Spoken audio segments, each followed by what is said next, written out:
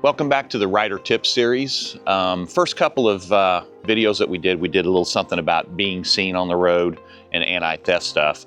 Now we're going to move more into riding itself, the actual science of riding a motorcycle. There's a lot to it, so we're going to start off basic and we're going to grow into the more detailed stuff in later videos.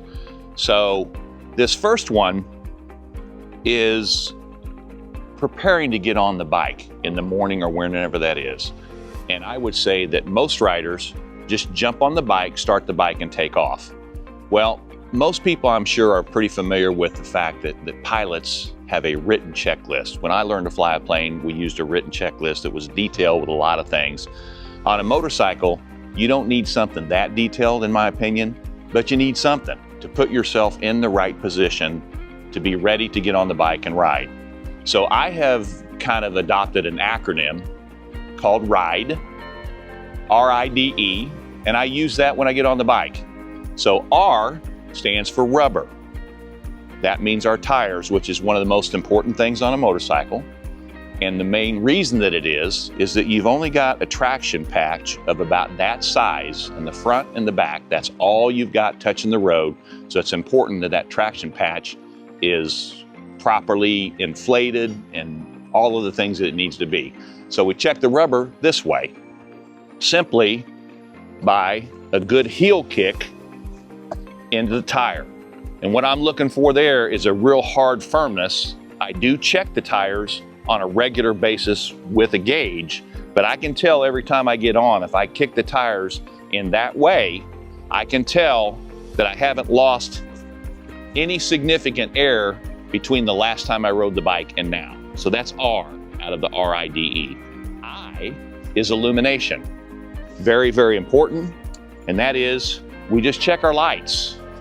Check, make sure our headlights are on, make sure that our auxiliary lights are coming on, and then the ever important brake light in the back to make sure that our running lights are on as they should be, and also just touch the brakes right quick and make sure that our brake lights are coming on as they're supposed to. So that's our R and I. D is drivetrain. What we look for there is I just kind of start at the front of the bike and I look down at the brakes. I'm looking for any leaks. I'm looking for anything that looks out of place, looking at the forks, looking at the suspension, look at the front of the motor, around through the motor, looking for any leaks, anything that looks out of order. A lot of times I'll take a glance at the oil level at that point, back into the drive shaft, the brakes, just a general look at everything.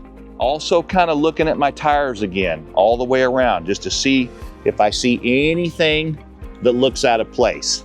So that's kind of my drivetrain check, and that's the D.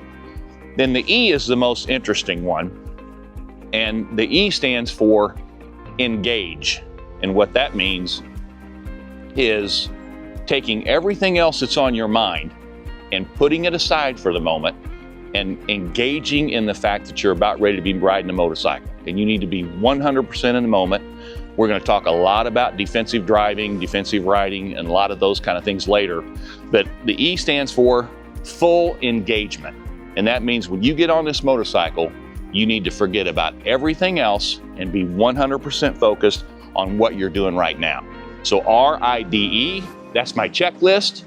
I do it every time I get on the bike, and we'll be talking a lot more about a lot of other riding things in the next video.